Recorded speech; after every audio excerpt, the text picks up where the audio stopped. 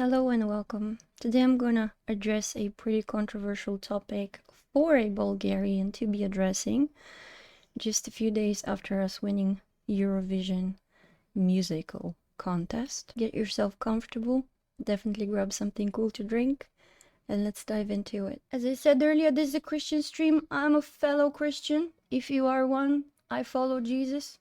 I'm not a religious person. I love God. I try to follow him as best as I can. And his commandments. And one of his commandments is love your brothers and sisters. Love me with all of your heart. And if I love you, I have to tell you the truth. Even if you don't like the truth. If you're standing on the tracks of a train and the train is coming and I see it coming and I don't warn you, then what kind of a friend am I?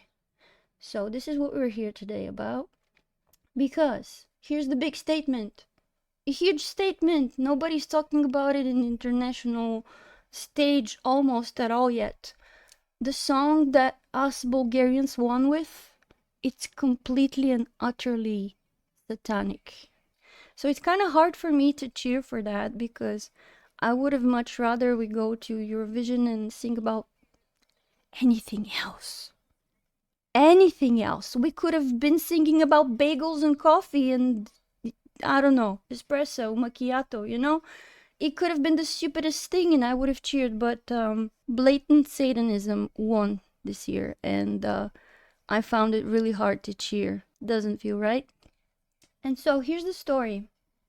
3 months ago, we had 3 winners, or rather top 3 places of the Bulgarian votes for the qualifications towards the Eurovision representation for Bulgaria for this year. And this is where everything got controversial, because the official numbers got leaked and we discovered that we've been lied to. And the person that most people voted for was not Dara. I'm not saying that Dara is not talented or good or anything like that. I think she's a very unique dancer, singer. She has very interesting energy and look to her, so that just makes her stand out. Obviously, she's like super energetic and has this gift of performing on stage, and she has that extra spice that you want to call charisma, a little bit of arrogance maybe as well, that just makes her great for the stage. I'm not saying that she is not good in any way, shape, or form. I'm pretty sure she's worked very, very hard to be there, but so have the other girls. And the first place in our Bulgarian votes from 3 months ago was actually this one. We're gonna listen to it together and then we're gonna talk about it. So the only video that we have from that performance is the glitchy one. Wow. Why am I not surprised? Anyhow, try and ignore the glitch. But this is the girl who got the most votes from us Bulgarians within the country.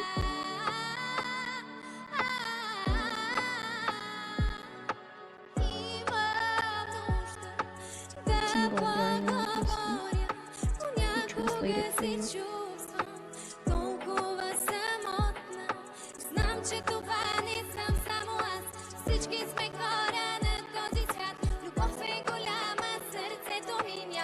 It's about loving the heart.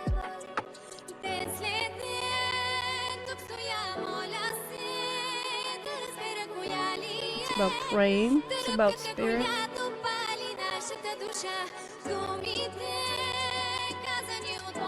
It's got a little bit of a traditional Bulgarian element. Also, the clothing that she's wearing is a combination between traditional female dresses and kukeri clothing, which is an occult holiday that we have in winter, where people dress very demonically to make sounds with tons of bells and furry clothing to like throw away and cast away demons.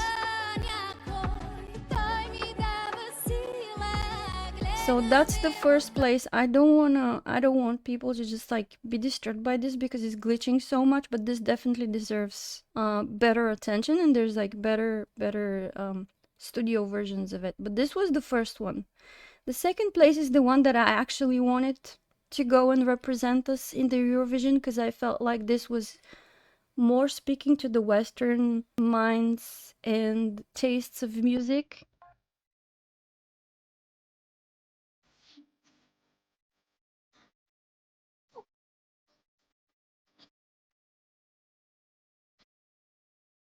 This is also live, by the way. All three of these are live performances.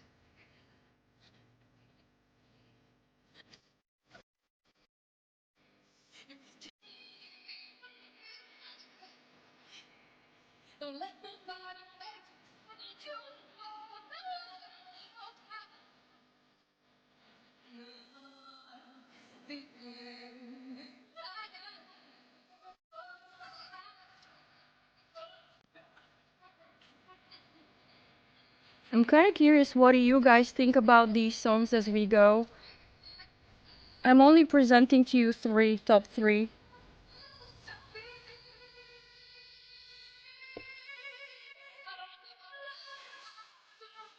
Again, a song about love.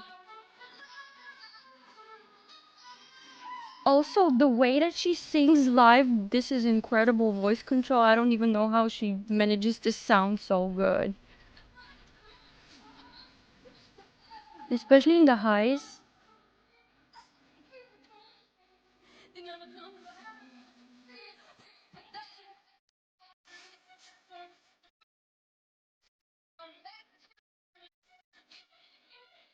Really.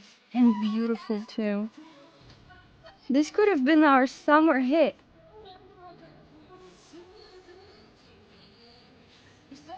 Also, I think she has great stage performance and what's the word for that in English? Presence.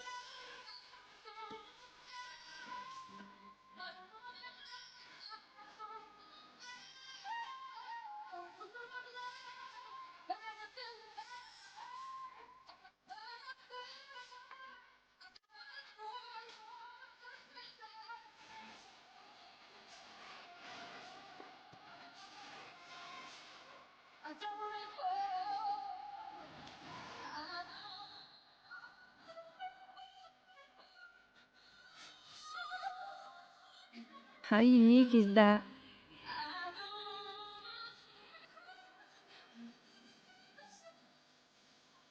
Crazy. Imagine being able to sing this live. Like, this is such insane talent. That was my top first place to represent us in front of the world. So good, so gorgeous, like such presence on stage. This should have been there, but it's not what happened. So third place in our nation of Bulgarian votes prior to Eurovision was Dara. And this was her live performance for the qualifications. Let me turn on the text so you can see the lyrics. Also live.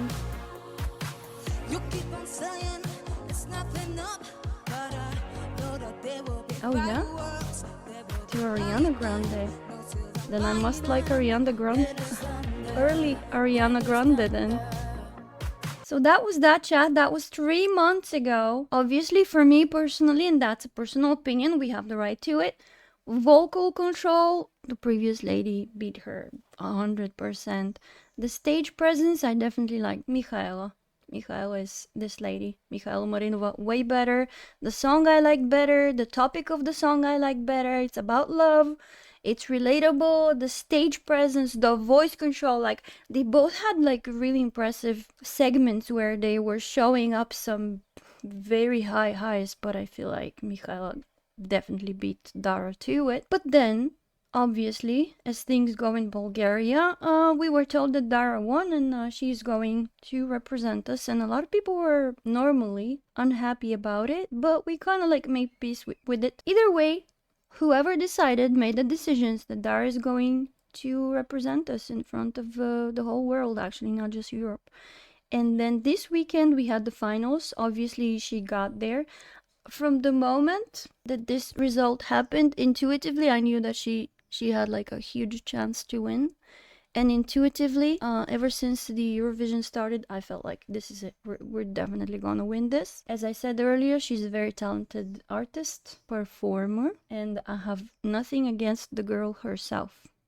We're talking about the song, we're talking about the music industry, we're talking about the messages that come through everything that surrounds the song itself, which is like clothing, styling, dancing. We're gonna talk about the lyrics and the representation, because it matters. So yeah, in the Eurovision weekend, this was her clothing. Look at the shoes, the furry outfit. It looked a little bit like the First Lady Bona's clothing. She had elements of that kukeri tradition, the Bulgarian occult tradition that we have in winter, to throw away demons by looking like demons and sounding bells and a lot of noises to shoo the demons away by looking scary and making noises. But yeah, this is also very demonic. And her shoes look like hoofs. And the furry body looks a little bit like Baphomet in a way. And it all comes together because there was also symbolism with like the 666. She had like a picture where she had 66 on her neck and 6 on the forehead. Obviously, people could have like edited pictures and just made it all fit together. But when you put the two pictures together, it kind of looks odd. It doesn't look like the traditional type of a dress that you would wear, even as a Bulgarian, because it's in the pudding, man. Yeah, this was her interview. A fabulous furry. Darling, you look like a fabulous... Is it a kukarai? It's kukaracha. Cucaracha. Oh, not her making fun of them. It's kuker. It's called. Kukeri, yeah. Yeah, it's the Bulgarian kuker, which is our tradition. From the centuries, we're carrying the evil and the demons away. On stage, you're moving your body so powerfully. Do you ever worry your leg will fly off? You might break something? What kind of a question is that? Jesus Do you know my Christ. shoes are so tight? I put like stripes Even if she wants it to fly away, it can't. everywhere so they cannot fly away from my leg. It's insane. Yeah, I want to know if this has happened to her in the past, because it definitely happened to me in the past. Okay, I love Dara very much. I have no idea what she's talking about in her interviews. Yeah, she can like improve her English a some little of the bit, moments because some of the time it feels like gibberish. so hard to make because of the stripes are holding like this. But yeah, I mean, my head can fly away for sure. Oh, is her there a head can fly surprise away. in The whole tradition of using the demonic to banish away demons, Jesus had something to tell about this. Because you cannot throw away evil with evil. Every kingdom divided against itself is brought to desolation, and every city or house divided against itself will not stand. So, if Satan casts out Satan, he is divided against himself. How then will his kingdom stand? So, using evil against evil doesn't work in the spiritual realm. And also, back in the day when the Pharisees were accusing Jesus of banishing demons from people by using Beelzebub powers and actually not being from God but from the devil, he said this to them. Because, like, how can I be freeing people from evil if I'm evil myself? It just doesn't make sense. This is the song itself on the Eurovision. Upside down symbolism. People next to her are doing the same movements like they're NPCs. They're all wearing the same masks and she's the only one without the mask. She's controlling them. They don't have like individual movements. We have a clock behind her pointing to 1304 or 104. We got the spinning circle. But yeah, let's look at the lyrics. How about looking at the lyrics? Because sometimes a song is just a song, right? So we should be able to look at the lyrics. Come alive. That's the intro. Because you were dead until now. It's like I'm giving you life or something. I don't know. Come alive. You've been off. Now I'm going to turn you on. Come alive. Because you weren't until now. Surrender to the blinding lights. No one's going to sleep tonight. Welcome to the riot. It's repeating itself. And then it's saying, I'm the Bangaranga.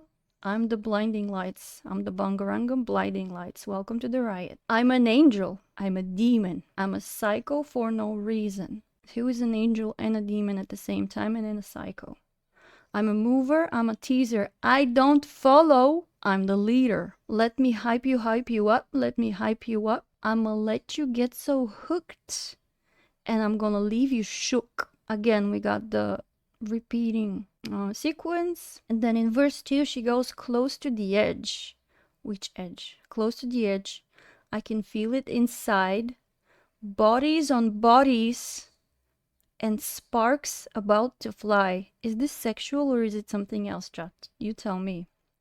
Yeah, I'm about to lose my mind. Again, she's doing the Bangaranga, the riot, welcome to the riot. And then again, I'm a rebel. Who is an angel, a demon, a psycho, and a rebel who doesn't follow but wants to be the leader? You tell me that. I'm a rebel, I'm a danger. I'm a mover for freedom. Let me light you up. Light you up.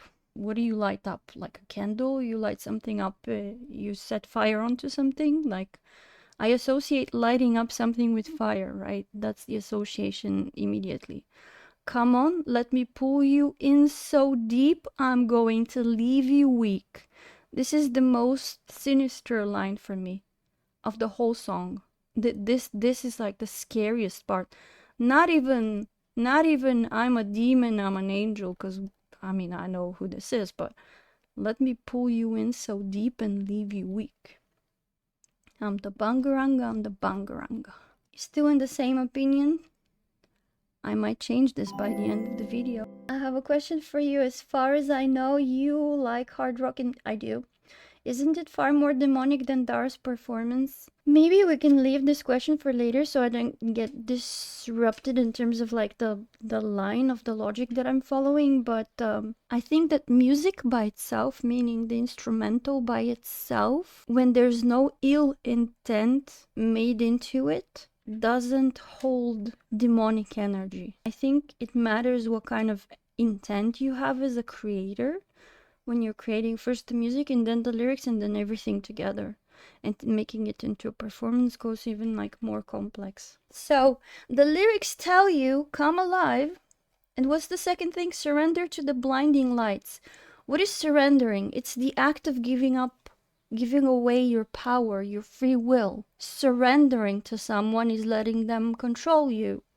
And who is the blinding lights?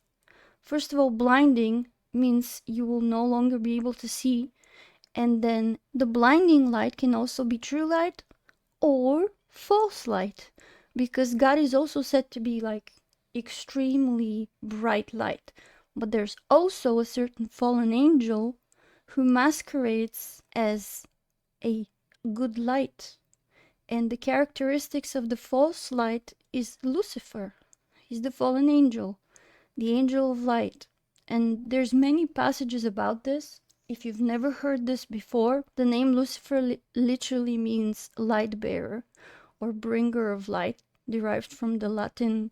It's actually coming from Greek, but it's coming from phosphorus, and then this is translated from Hebrew, which is Hillel ben Shachar, which is like the shining one, son of the morning. The morning is like the first light after the darkness of the night, you know? He's supposed to be the light one. So she's telling you, give away your power, become blind to me. Who is me? The fallen one. And why is it the fallen one? Because of everything else that's coming after this. In Mark, disciples came to Jesus and told him, knowest thou that the Pharisees were offended after they heard this saying?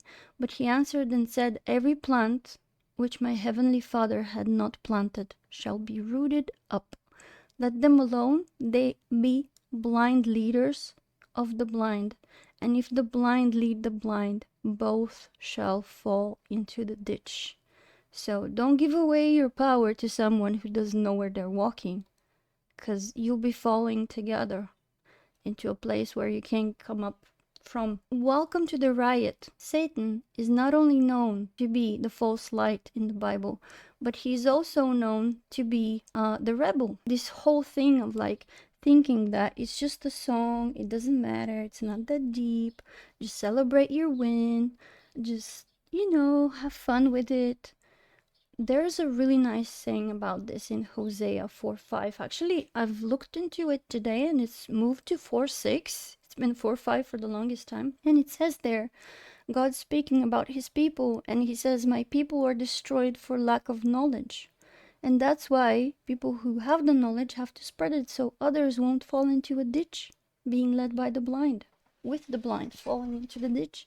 Because you have rejected knowledge, I also will reject you. And this is the scariest part. Satan is the rebel, and the consequences of rebellion is something that I want to read to you from here. In the beginning, right, Satan was actually an angel who was serving God, and he was the most beautiful, most musically talented angel. And then he saw that he was far greater than humans, which is God's favorite creation, and he didn't want to serve humans.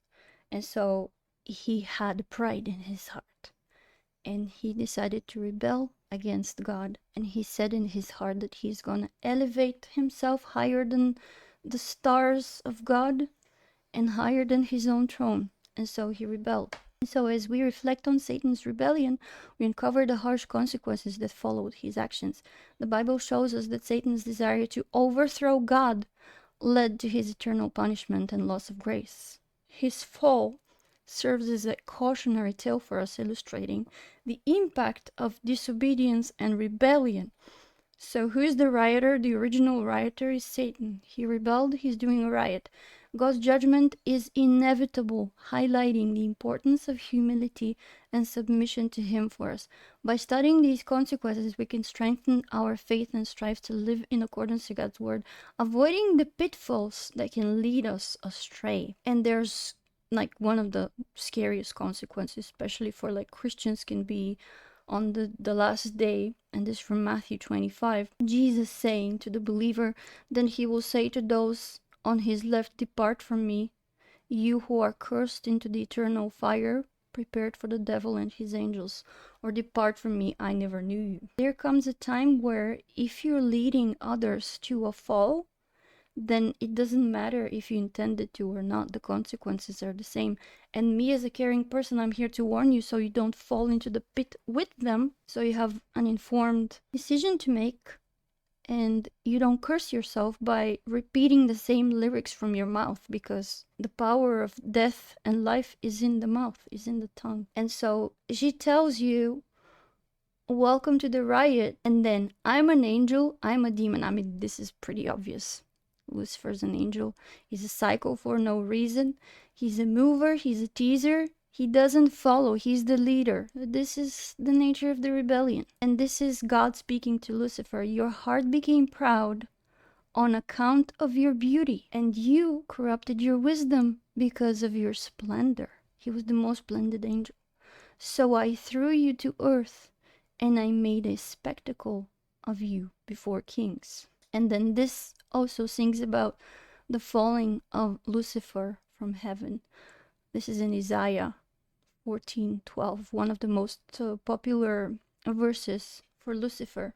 How you are fallen from heaven, O Lucifer, son of the morning. Again, this in Hebrew is when they decided to call him Lucifer, they removed the meaning of the name. And then the original name in Hebrew actually carries that meaning. But when we decide to call it a name, it kind of loses that. So, O shining one, son of the morning, how you are cut down to the ground, you who weaken the nations, for you have said in your heart, I will ascend into heaven, I will exalt my throne above the stars of God, I will also sit on the mount of the congregation on the farthest sides of the north, I will ascend above the heights of the clouds, I will be like the Most High, you shall be brought down to Sheol, to the lowest depths of the pit. So this is what pride does.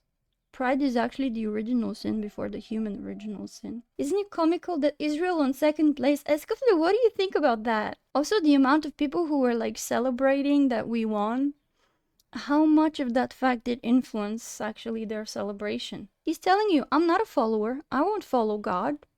I'll create my own stuff. I will be my own God. I will be the God of everything. I will be higher than God, even though he's just a mere creation.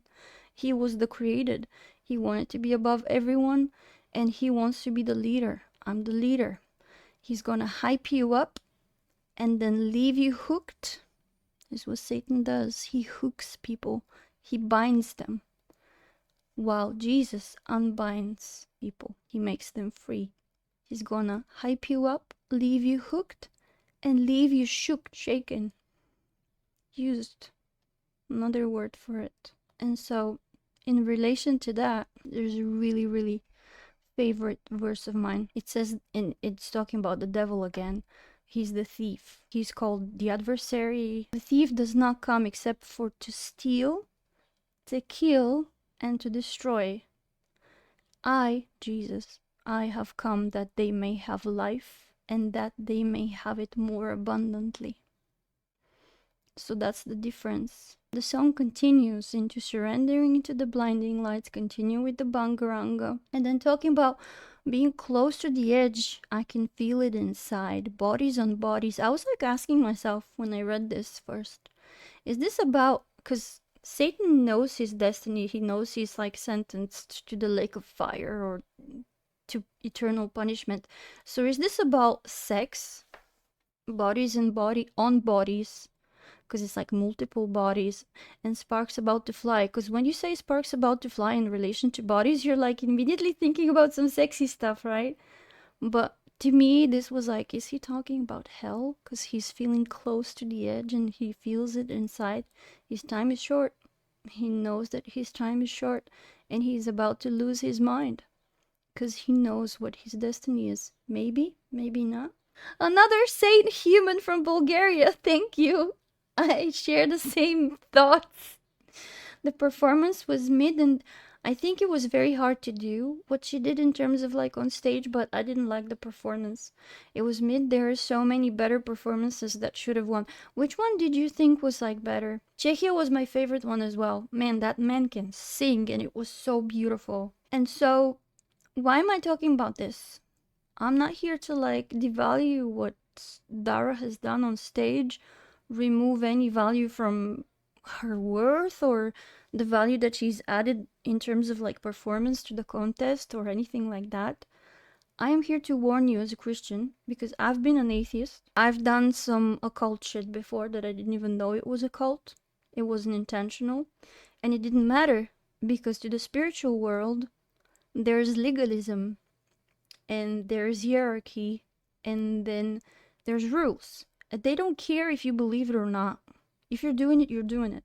And if you're doing stuff, there's going to be consequences unless you have protection. God gives us protection. If you're without Jesus, if you're without God, you're left open to the attacks of the enemy. And the enemy doesn't give a shit if you're a good person, if you're a bad person, if you care about him, if you don't care about him, if you think about him, if you want to hurt him, if you want to help him. He doesn't give a shit. He hates humanity to such a level that we don't even have the human language to express. And he is looking to steal, kill, and destroy every single freaking human on this earth. And so by making you sing and dance, in the origins of singing and dancing, this is like an act of worship. In making you worship him, you're giving away your power. And so here's something from Proverbs 18 from the Old Testament. It says, "A man's stomach shall be satisfied from the fruit of his mouth. From the produce of his lips he shall be filled. Death and life are in the power of the tongue, and those who love it will eat its fruit." That's why they tell you, don't, even like New Age people will tell you, don't speak negatively about yourself. Speak positively about yourself. Speak good things. Think good things. And it's true. It's actually biblical. Don't speak death over your loved ones. Don't tell them you will never succeed. You will never do this and this. Tell them, yes, you can. Yes, I can. I can do this. Even though the mountain is high, I can climb it. It's true. And so if he makes you, through music, say through your mouth certain things that you haven't even thought about. Because how many people throughout the world listen to music in English or music in different languages, and they don't know what it means, but they just like, you know, the vibe, and sometimes they don't know how to say the word, but they sing it, they fall prey to that if there was ill intent into the music. And then even if it isn't, in the spiritual realm, there's still rules, and that leaves them open. It leaves an open door for demonic powers to attack them, or for sickness to occur, for different things. Everyone has like their own pathway on this earth and is dealing with different difficulties. But when you speak through your mouth such things that were intended to be in agreement with demonic powers, by the act of you speaking it out, you're now in agreement with that spiritual power that's connected to that person who created that art. And so if someone created a demonic song and you're singing it, you're coming into agreement with the demons in it. From a spiritual perspective, of course. And since you're open, they can attack you. That's the bad thing. And in the song, it keeps singing to you, I'ma light you up. I always like associate this phrase with lighting up is like with fire. It also means to illuminate. I'm not gonna have a heart attack while I'm speaking about the demonic. But I've definitely had like some really crazy spiritual attacks lately. The song is satanic. It's not just speaking of the devil, of him in third person. It's like the lyrics that she got presented with, because she didn't write them, right? She's just a performer in the song. She's just there to sing and dance, that's all. She was given the lyrics, she was given the song, and she's singing it. And so the lyrics that were written, they're from first person. It's talking about I'm gonna make you, this is not him, Lucifer he is. It's talking from first place. So this is like channeling the spirit. I was able to capture this entire moment and the energy of the audience, and use the energy of the audience for these 3 minutes, and be a conduit, or like a channel for the Lord. The question is, who is her Lord? Because if the lyrics are satanic, then who is her Lord? And let him have his energy pass through her. That's what she's saying. So if you're channeling that energy, what does that mean? You're just like a conduit to him, and he's speaking in first person through her. So death and life are in the power of the tongue. And as I said earlier, the most sinister line for me is, I'll pull you in so deep. Let me pull you in so deep, and I'm gonna leave you weak. Because that's what he does. He uses up people. And then when they're no longer useful, he just spits them out, and they get punishment. And so lighting up is also related to this hellfire, the fire of hell. There's so many verses about it. A lot in the New Testament, by the way. It's all about the end times, the revelation of John, and Mark and Matthew and Luke are all talking about the hellfire. And you can search it up if you want. I'm not here to talk about hell today. I'm just here to tell you to be sober and to be vigilant, and to have open ears and open eyes, and be aware of what you're giving your power to, because God didn't create you to be powerless. God didn't create you to be mindless, to be just like moving about according to someone else's orders and saying things that someone else told you to say without you understanding what you're doing, because these things have consequences in our lives. And I've learned this the hard way. That's why I'm here to warn you about it, because the adversary, the devil, walks about like a roaring lion, seeking whom he may devour. And he doesn't care if you're an atheist or not. He doesn't care if you are a Christian. He hates Christians the most, but still. So, what is Bangaranga? A lot of people have asked her, what is this Bangaranga shit? Where did you come up with it? What does it mean? And she never answers, right? She's always like saying some iconic shit to the cameras and being like, Bangaranga. So apparently, Bangaranga means disturbance, chaos, mischief in Jamaica. There was like allegedly some people talking about marine spirits in Jamaican tradition. I didn't find any information about it, so I just don't want to put it in there, because I don't know if that's true or not. But yeah, she's singing, I'm mischief, I'm the Bangaranga, right? That's what repeats the most in this song. I'm chaos, I'm Bangaranga, I'm a disturbance, I'm a problem, I'm a danger also. I think I forgot to talk about that. I'm a rebel. We know that Satan is the rebel. I'm a danger. What else is Bangaranga? I have it here. It comes from the movie Hook. You.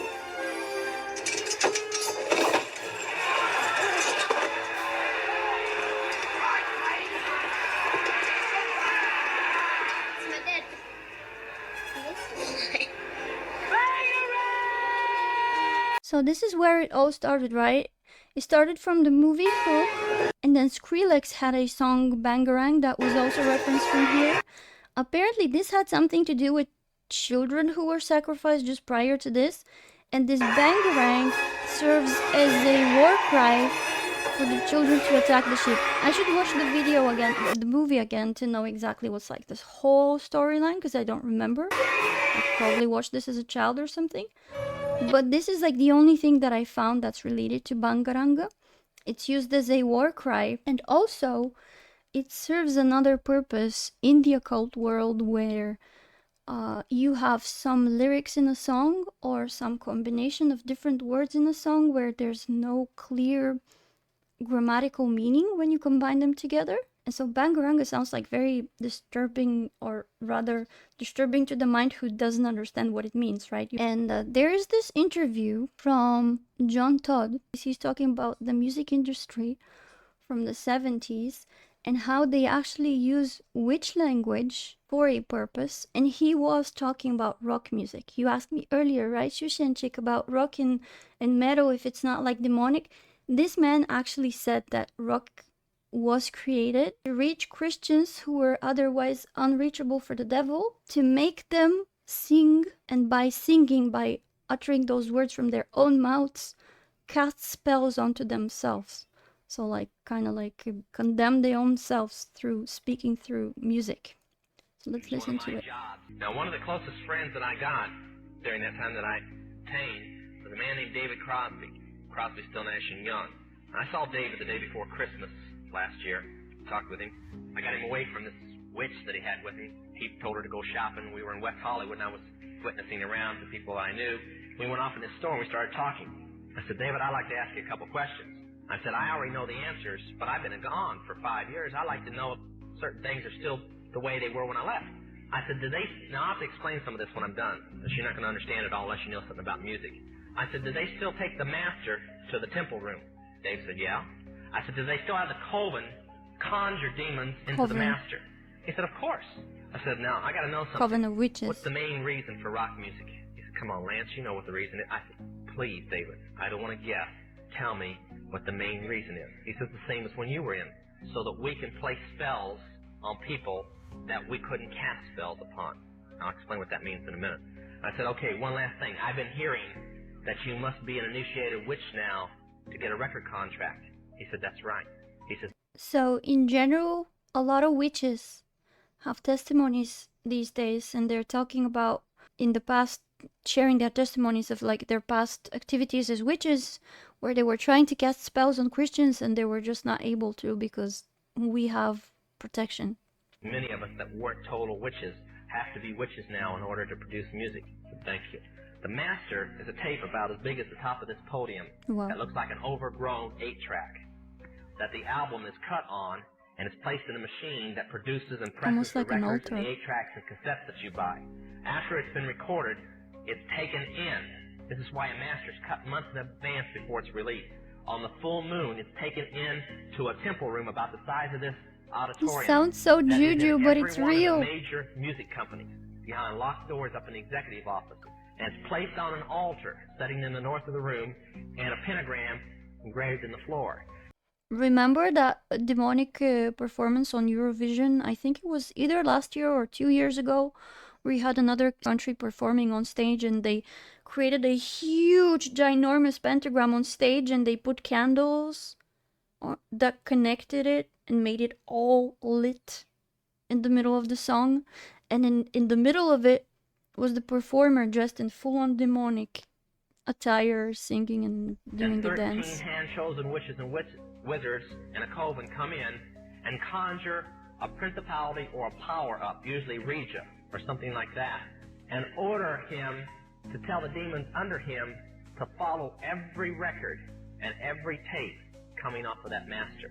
As I tell many Christian parents, you can go home and count your kids' records, probably yours too, and count how many demons at least are there. That's too hard for you to believe? I'm sorry. That's why they do it. Now listen to me. This is why rock music's addicting. Have you ever seen kids that got rid of their music? They go around like this. They can't wait to find a rock station somewhere and they sneak off. Let's It's like talk about getting a cigarette or a headbanging. fix, because it's addicting. That's why they can't give it up. Actually, I can attest to this because when I was in my most metal rock days, I wouldn't want to listen to anything else. And I was like deep into the metal scene back where I lived, and all of my friends, with very few exceptions, were listening only to metal. And once you start with rock, you always like go heavier. So some of them had already progressed to death metal and black metal, and they wouldn't go downwards in terms of like listening to maybe prog or just mainstream rock or not even like melodic stuff. And they would not listen to anything else. They would like even make fun of people who are listening to, let's say, pop or rap or anything else. It's very, very, very, very addictive indeed, from an experience as well. The rest of the conversation was this. You can't cast a spell on a Christian, but you can get a Christian to cast a spell on themselves. If you give the permission for the spell to work, being a Christian won't block it. And rock music is not just a song. It is supernatural music that which is carefully designed by their spirit guides or familiar spirits in the form of spells. And that was in the 70s. Now it's probably in all the different genres. Although the devil's music's power is the music and God's music is the words, much of the songs are written in what we call witch language. Here we go. That's the part where I really want you to hear. Give you kind of an idea. You talk on, many of you talk on a CB, unless you know what a smoky is, and a 10-4, and a front door and back door and rocking chair and these type of things. You don't know what you're talking about. Same with witches. When you're in the first and second level, you have to learn over 2,000 words that said by anybody else mean something totally different than when you say them. Elton John has said he's never written a song or sung a song that wasn't in witch language. Now I want to show you something. See how many kids in here will be honest and adults. How many remember and have heard at least several times a song called Hotel California? Somebody tell me what it meant. Quickly, somebody tell me what it meant. We've talked about this previously. That's pretty close. But from the words, what did it mean? Well, that's more of a guess. See, most people can't tell you. That's why when people do drugs and they listen to songs in which language, they get some of the meaning. But most of the time, they can't tell you. Stop and think how many songs are out there that you really like, and you don't have any idea what the person was talking about. Beyond the Yellow Brick Road? How about The Destroyer by Kiss? Can anybody tell me what it's about? Kiss said in it, kids, kill your parents. They're talking about Helter Skelter. Beatles sung Helter Skelter in which language? Nobody knew what it meant. Manson did because he belonged to the process. Helter Skelter is a several thousand-year-old word. Most of the music is either about Helter Skelter or a place called the Night Winds, which is what Hotel California is about, and different doctrines of witchcraft. You listen to them, your parents let you listen to them, and they have no idea. Kiss openly bragged how they were gaining control of people through their music because the people played their music. They told how they didn't form their own group. Their church, because they were ordained ministers of the Satanist church, placed them together. And that's how most of the music is done.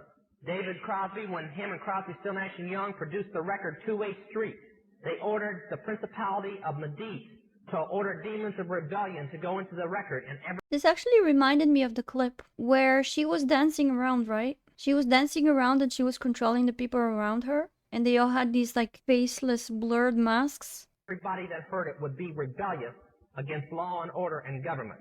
And it was one of the reasons for the great upheaval in the 60s was that one album. And they take open credit for it. Even from the 60s, huh? I thought it started in the 70s. Freedom, I'm just debating.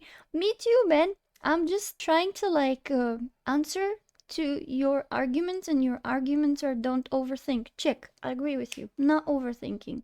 It might look for you the fact that I'm getting so deep that it's coming from overthinking, but it's not. For me, it's just like an immediate click. I knew from the start when I saw the song, even before actually. And the sequence of my timeline that I've set for this, all these tabs that you see on my screen, is actually very, very ordered. So you're just in time. For me, this was immediate. This was a video for like 3 months ago. This one. When I saw this for the first time, immediately in my brain was like, oh my god, her styling reminds me so much of this one character in a movie. And immediately I was like, oh, this looks like the Queen of the Damned. And ignore the name, right? Queen of the Damned. It sounds terrible. But like the styling, man. And for those of you who are like movie fans, you will know this is like a movie about vampires. And her styling was so freaking cool. And then I googled it and I found this. And I found that like even her outfit with the little swirls and everything, and witches, by the way, love swirls. I'm not saying she's a witch, but maybe she's not in control of her own wardrobe. When you're a performer, sometimes you just go there, you perform, and 5 minutes before that they come with like all the clothing and stuff, and they tell you like, take it, you're wearing this tonight. We're doing your hair. Sometimes you don't even like have a say of how you're gonna look and what you're gonna wear. I'm just saying, I'm not overthinking. For me, it's like very, very obvious when I see it. The hairs, the everything. And I'm not the only one who's noticing. So there's a lot of Christians who have sounded the alarm ever since.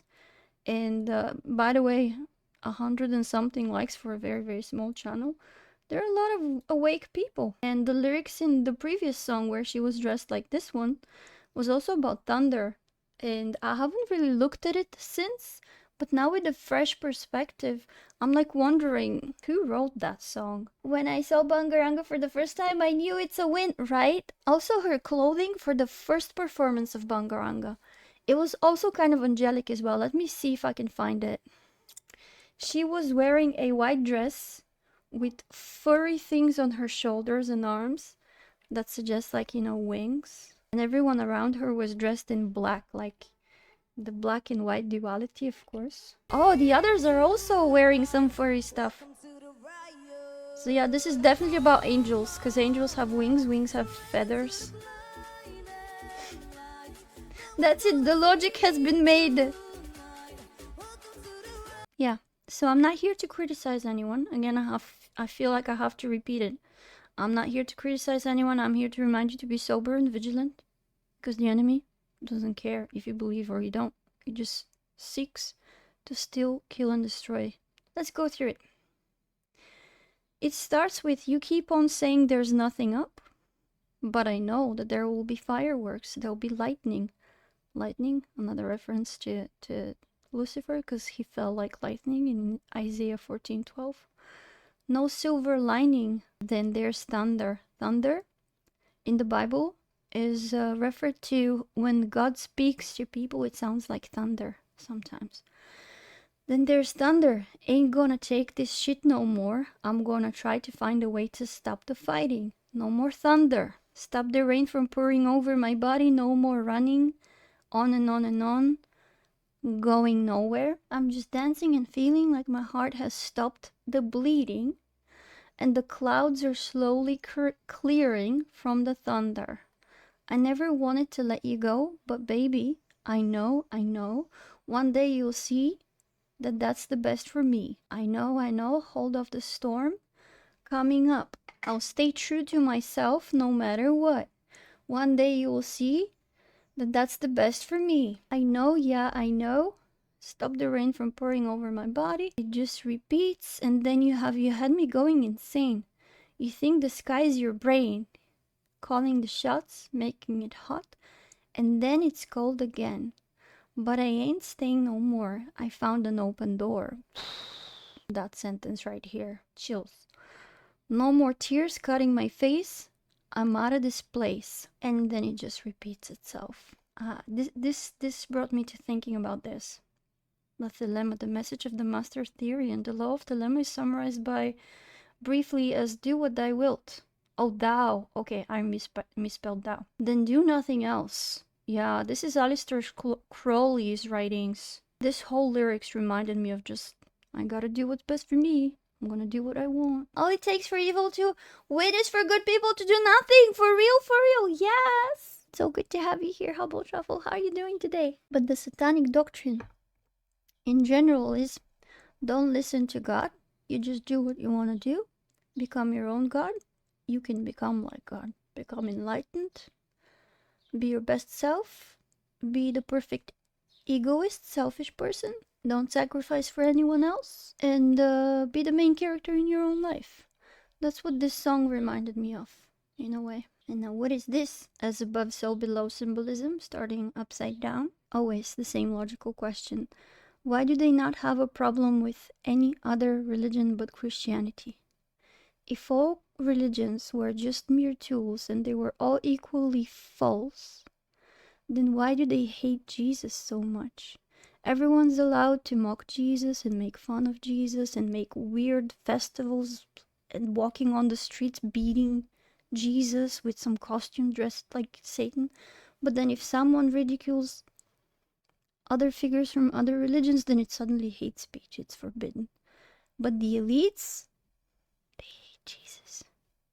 And so, at some point, even in my atheist years, I was like, okay, so why is Christianity so different then? Why do they hate it so much? Have to believe and don't question things. That's not what Christianity is saying. It's not saying that you shouldn't question anything. Actually, the truth doesn't mind being questioned. Because the truth is not lying so that it has to hide things. But in Islam, I totally agree that there's this aspect. I see it in people, I see it in social situations, I see it in people's testimonies who were Muslim before, and that's what they all say, that it was like, you're not allowed to question this, and it's just like blind obedience in a way. What music makes you feel great? Oh, what a beautiful question, Humble Truffle. Like in the last 10 to 15 years, I've been very much into ambient, just like instrumental tunes that feel ethereal in a way, and not a lot of them have lyrics. Just something that I can connect to the beauty of this world and just listen to it, and it kind of like enhances my experience of seeing the beauty around me and elevates it to like a higher level in a way. That's what it does for me, and that's why it makes me feel better. I hope that answers the question. What about you? How about Truffle in chat? I was looking for answers for many years, and in those many years, Jesus came up as the answer multiple times, and I wasn't ready, and in my mind I was like thinking, this is too simple, there's no way. Also, man-made religion! Because of this one conspiracy video that was very modern back in the day, Zeitgeist, that brainwashed me, man. I was still somewhat a believer, and then that completely confused me and deceived me and made me believe that Christianity is a man-made religion, and then I was an atheist for 10 years. And so at the end of these 10 years, every time Jesus would come up at my huge amount deep search for the truth in different topics, I would say, no way, that's a man-made religion. It can't be that the answer. It has to be something else. So he will reach you multiple times, and it says in the Bible, he's knocking on your door. He's waiting for you to open up, but the truth doesn't mind being questioned, because it's the truth. God the Father is also even more sometimes than our humanly fathers a father to us. And I wish you would have that experience, but everyone has their own journey, and I totally understand that. I want to keep on going and finish the message. But yeah, the way the lyrics go is like, inside the Bangaranga song is like, welcome to the riot. I'm gonna drag you down, hype you up, light you up, and leave you weak, right? In the biblical sense of things, Satan, in the last days, is building an army. Because in the end, in the revelation of John that he saw for the end of the world, in the final book of the Bible of the New Testament, in Revelation 20, it says, they went up on the breadth of the earth. These are the evil ones, the army of Satan, and surrounded the camp of the saints and the beloved city, and fire came down from God out of heaven and devoured them. The devil who deceived them, the people who served him, he deceived them. The devil who deceived them was cast into the lake of fire and brimstone, where the beast and the false prophet are, and they will be tormented day and night forever and ever. And that's the eternal judgment of the devil. And so when you're lukewarm, in a way, through the eyes of God, you're neither here nor there. And you're in the grays in between. You're not black, you're not white. You're not serving God, you're not serving the devil. You're kind of like trying to be friend of the world, but also maybe claim rights from one of the sides, but not really. This verse is very important for that kind of situation. And in here, Jesus says, and Matthew wrote this in Matthew 12, Jesus says, whoever is not with me is against me. It's just like in the Matrix, chat, and we've talked about this verse before. It's like in that gatekeeper scene from the Matrix. You're either with me or you're against me. There's no middle ground. And whoever does not gather with me scatters. It is that simple. It is that black and white sometimes. And let me play you a really small clip here from Billy Graham. Stop this music for now. But the Bible says, be not deceived. Be not deceived. That's why I'm here. I'm not here to shit on Bangaranga song. I'm not here to shit on everybody who took place in the contest.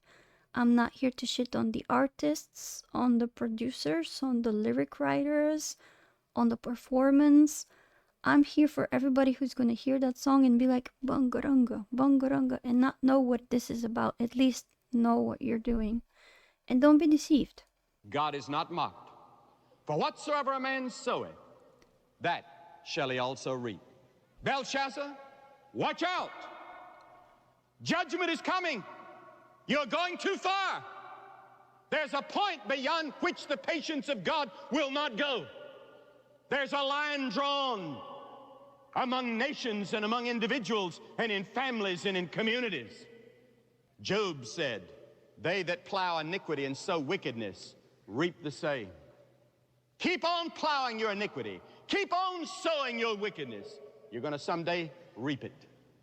Hosea said, for they have sown to the wind, and they shall reap a whirlwind. Jeremiah said, they've sown wheat, but they shall reap thorns.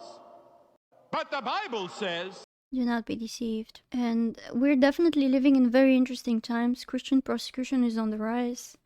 It's not on mainstream media. They don't want you to know about real genocides that are happening against Christians in various countries. And these days, it's controversial to even speak about these topics.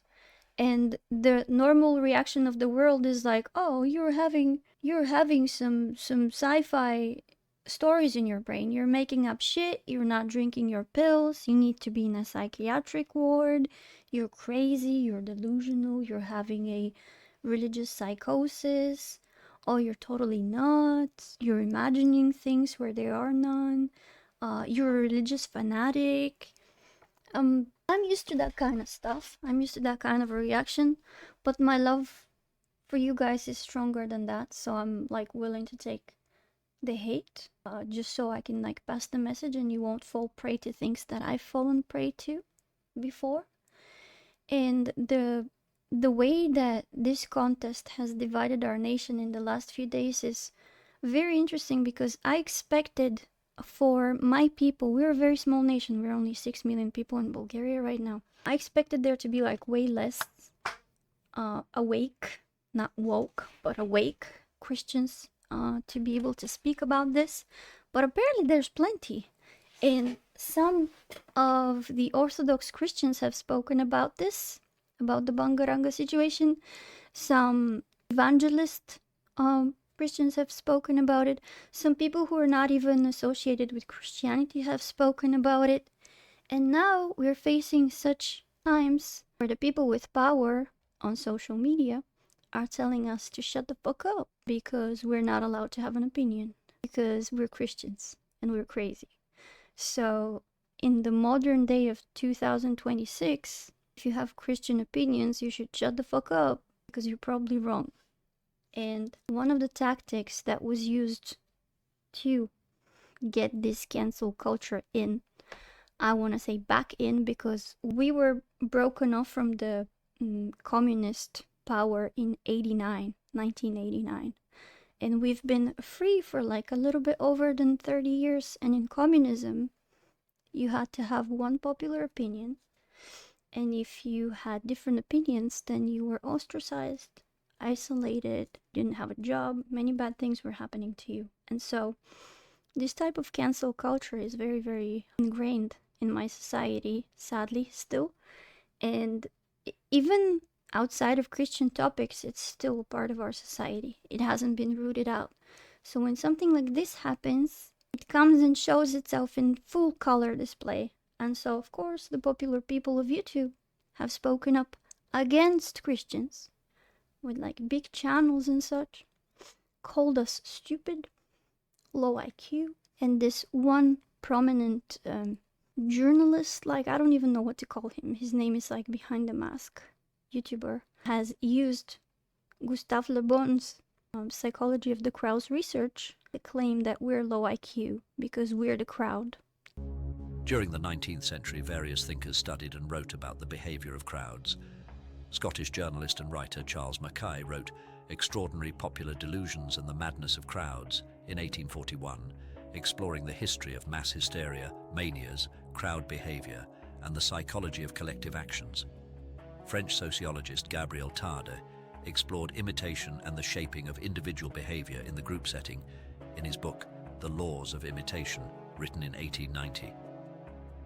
And into the early 20th century, British-American psychologist William McDougall wrote The Group Mind in 1920, about the influence of groups on the individual. But it is a French polymath who stands out as the most influential thinker on crowd psychology. Gustave Le Bon, psychologist born in 1841, Witchcraft. is famously known for his book The Crowd, a Study of the Popular Mind. This work would become foundational for 20th century propaganda, from selling cigarettes to American women to mobilizing masses to commit acts of genocide.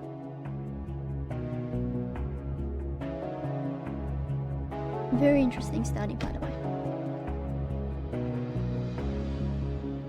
Le Bon came from a family of prosperous landowners, was well educated and developed a keen interest in a wide range of subjects. However, Le Bon is best known for his pioneering work in the field of social psychology and how an individual's behavior changes when part of a collective group. He argued that when individuals join a crowd, they often lose their rationality and can become irrational and prone to suggestibility, often leading to destructive or impulsive behavior. So the old school communists in Bulgaria currently are claiming that we Christians are the crowd. We have lost our individuality and IQ as well, even though we're literally the small minority and the crowd is like, you Christians, you're stupid. A little bit of an inverted reality, no? His writings had a profound impact on the understanding of group psychology and collective behavior. Healthy. There are around half a dozen characteristics that Le Bon identified as unique to crowd behavior. Firstly, individuals in a crowd tend to feel a sense of anonymity, which diminishes their sense of personal responsibility for their actions. This anonymity can lead to a decreased fear of social consequences and a willingness to engage in behaviors they might not consider when alone. Le Bon wrote that an individual in a crowd is a grain of sand amid other grains of sand, which the wind stirs up at will. Le Bon also observed that in a crowd, individuals become highly suggestible, meaning they are easily influenced by the emotions and opinions of others. This heightened suggestibility can lead to rapid and extreme shifts in behavior as people conform to the prevailing mood of the crowd. In relation to this heightened suggestibility, Le Bon wrote that whoever can supply them with illusions is easily their master. Whoever attempts to destroy their illusions is always their victim. This, as we will see later, became a central tenet in 20th century totalitarian propaganda. Yeah, I was just gonna say, like, what better crowd in such a way, term of a crowd, than a communist crowd where you're not allowed to have an identity anyway. It's so easy to control. Propaganda strategies. Another characteristic of crowds, according to Le Bon, is that emotions and behaviors can spread rapidly within a crowd. Such a contagion can lead to mob behavior, riots, or other forms of collective action. Such action can be irrational as the crowd can lose the capacity for critical judgment, driven rather by instincts and emotions over logic and level-headedness. Le Bon wrote, rather pessimistically, that crowds are always unconscious and in consequence always barbaric. Crowds also tend to exhibit a certain level of homogeneity, as individuals in a crowd often conform to the dominant beliefs and behaviors of the group. The sense of unity within a crowd can also lead to intolerance and hostility toward outsiders or nonconformists. Le Bon also recognized that crowds often require strong leaders or agitators who can shape their collective will. These leaders, who may possess charisma and a talent for rhetoric, can guide the crowd's actions and emotions. Le Bon describes such leaders as men of action rather than just words. This characteristic of strong leadership, again, will be capitalized in the propaganda of the 20th century to great effect. The individual can be lost in the crowd, their sense of self merged with the group, releasing them from the usual constraints of the individual. Acts of heroism, self-sacrifice, even violence or cruelty can be at the command of the strong, sometimes worshipped, leader of a crowd. Le Bon wrote that a crowd may easily inspire enthusiasm, but it is just as easily stirred to hatred. Heroism runs in heredity in crowds. They have a great tendency towards hero worship. None of us is as dumb as all of us. Yeah, because there's always this one guy with the lowest IQ who is like dropping down the average of everybody else. But it's never me, that guy, right? I'm like the one on the top. Consistent with Le Bon's idea of repetition, Goebbels ensured that Nazi Repetition, propaganda yeah, messages were repeated extensively through various media, making the message familiar for and inception persuasive. of The ideas. repeatedly reinforced message embeds in the collective consciousness of the crowd and attempts to counter And the simpler the message, the better for the control, right? that consciousness is met with great resistance. Such a diabolical tactic. Symbols, images, and slogans complement the repetition of the message, further reinforcing it in the collective consciousness. They act as handlers, but not to one person, to all of them. And that's why they need the symbolism and the messages. When the message is like so simplified, it turns into a trigger word that almost like turns on that one altar of the persona inside the crowd. These visual elements can evoke strong feelings and reactions, often bypassing rational thought. The swastika, And the they're all clenched acting in fist, fear. the hammer and sickle, all convey a complexity of thoughts and emotions, and to which the crowd rally around as emblems of their will and desire. Propagandists like Goebbels also realized the absolute imperative to exploit moments of crisis, instability or uncertainty to gain the attention and support of the crowd. And if there is no... Because if they control what you're afraid of, they control you.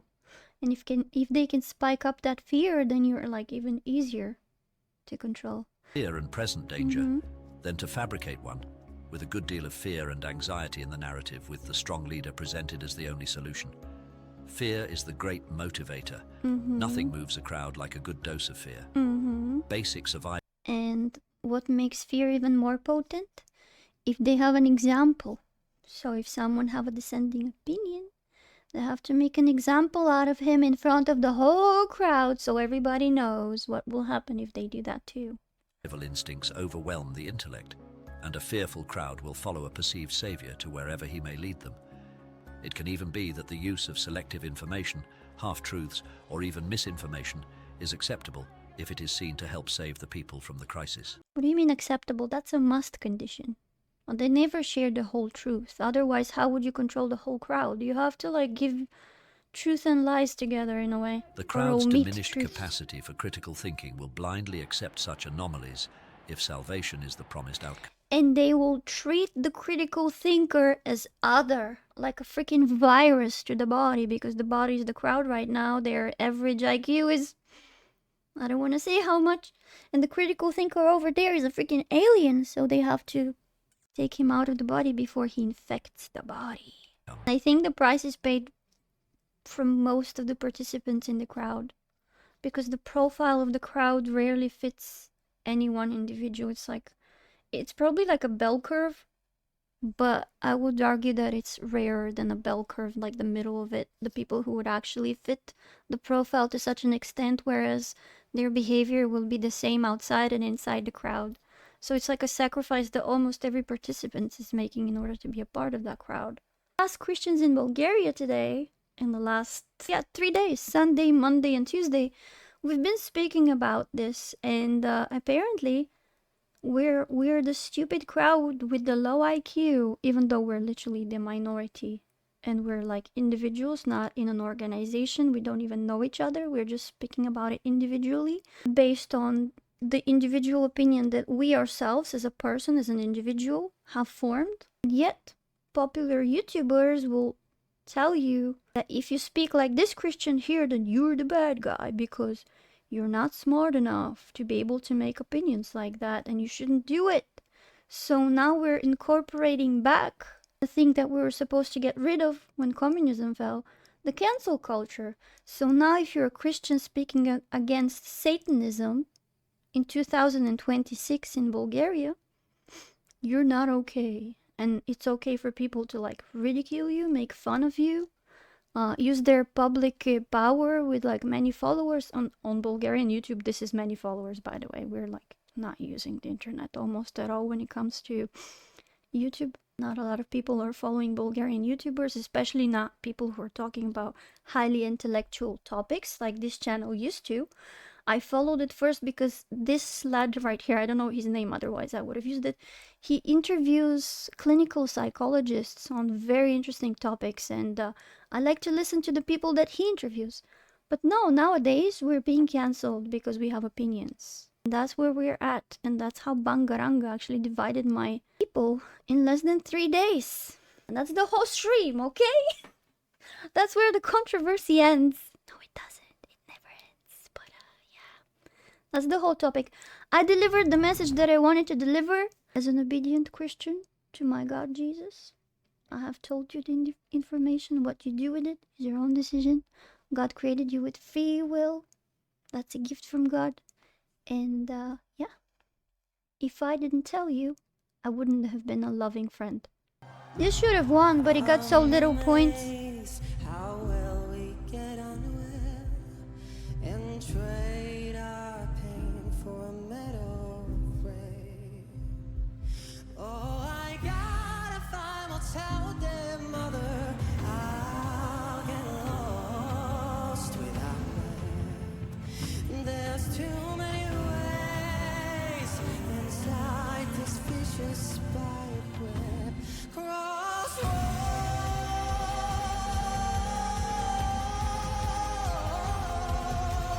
hands and exceptions in a moment.